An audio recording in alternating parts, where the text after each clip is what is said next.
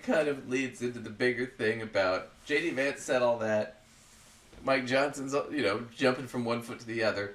But the day after J.D. Vance said that at the debate, this happened with the January 6th case about Trump trying to overthrow the election in D.C.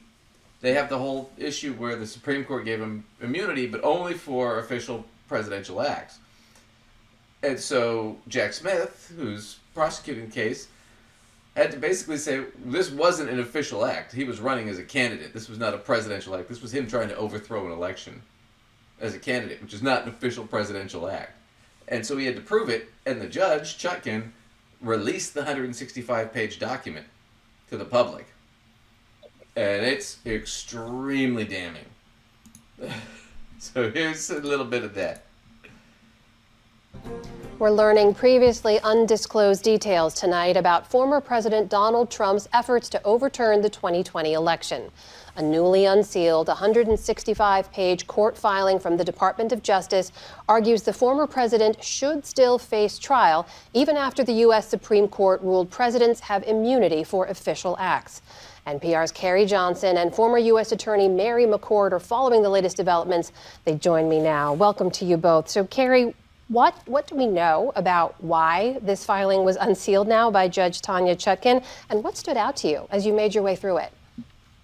Yeah, the Justice Department made this filing in response to what the Supreme Court did this past summer.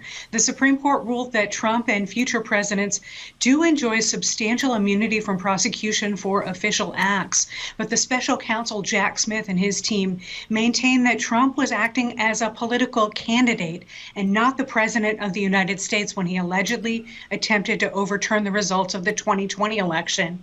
And this court filing today was filed under seal a short while ago. There's been some back and forth about how much the public should be able to see. And just this afternoon, Judge Tanya Chutkan mostly sided with prosecutors and released this filing with some redactions.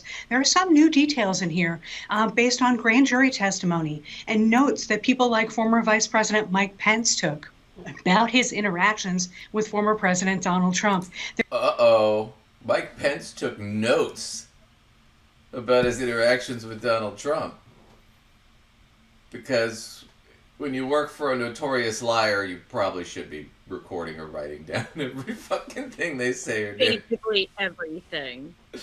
It would be like, I wonder how much cloud storage space he's got to pay for. Oh my god, probably a ton. But it's bad when it's like Lacey's like, all right, Duncan, I need you to do this to overturn the election, and I'm like,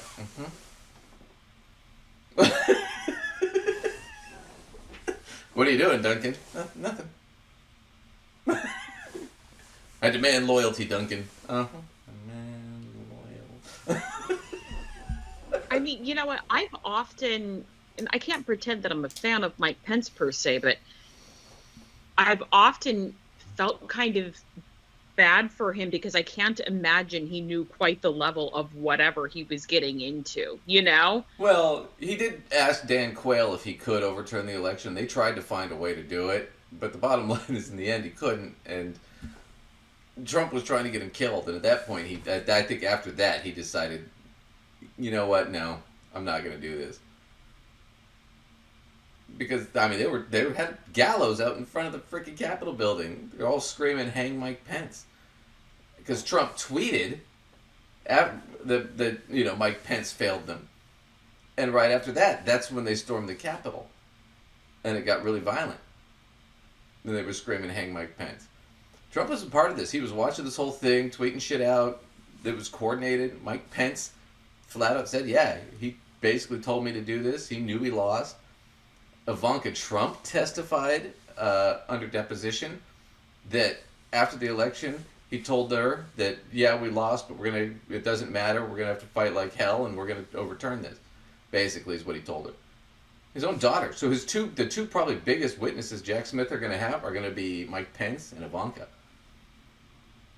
to testify that he knew, he orchestrated it, and he wanted to overthrow the election. Plus, we have lovely evidence from Rudy Giuliani, who butt dialed a reporter, and he or she got the whole thing recorded of Rudy Giuliani screaming about how he needs money to overturn the voting results in a certain state. And she's got it recorded. Because he butt dialed her and then was spewing about the conspiracy.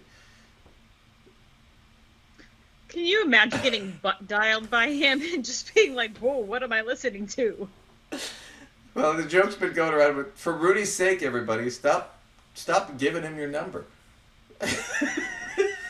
Because he does that a lot, where he just accidentally dials people, and then you hear him screaming about shit in the background.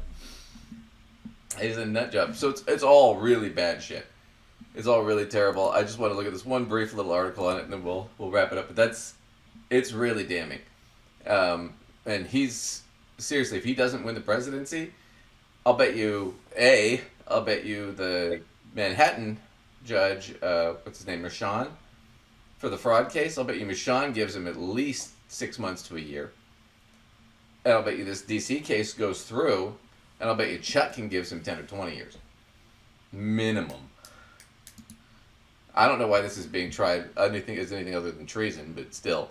So, Special Counsel Jack Smith provides fullest picture yet of 2020 election case against Trump in new filing. If you guys haven't read it, you can get it online.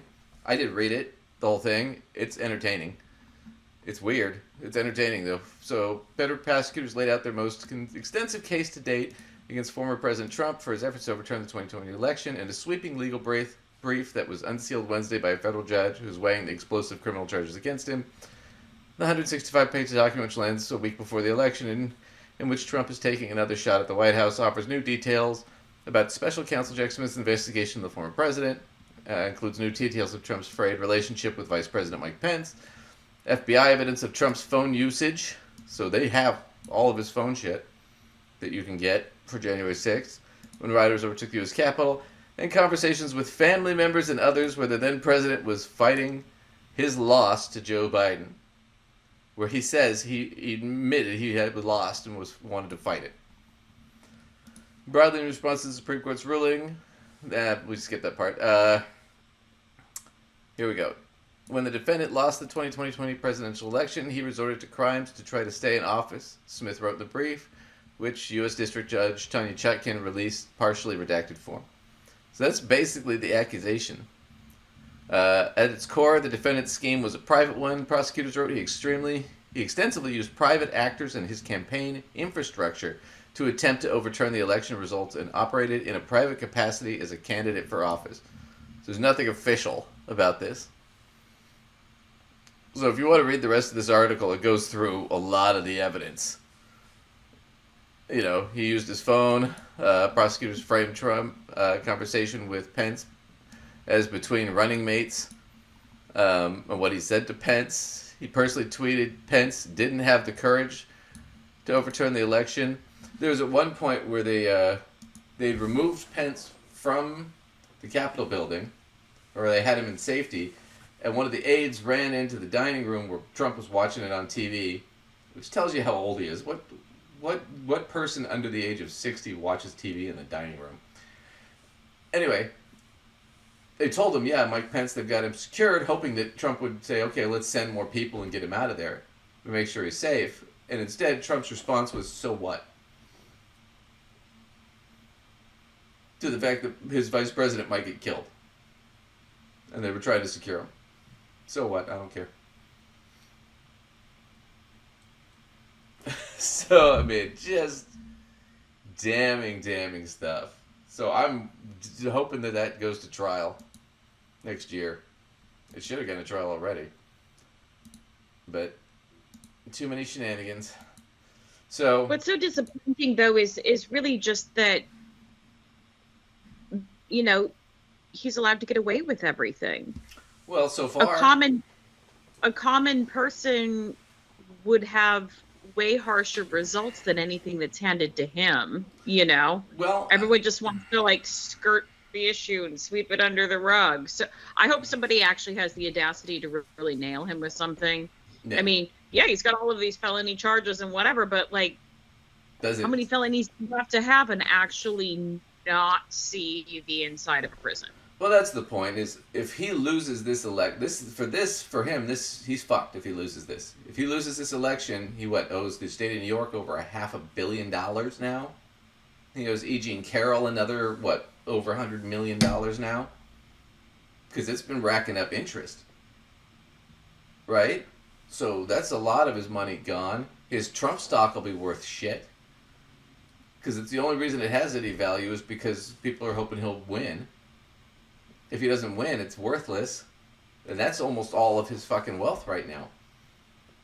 The rest of his businesses are underwater. He's in all kinds of legal trouble. And furthermore, like you said, 34 felony counts. He's looking at doing a year in jail, or you're in prison, sorry. And then this goes through. He's looking at spending the rest of his life going between prison and a courtroom. The only way he gets out of this is if he wins the election.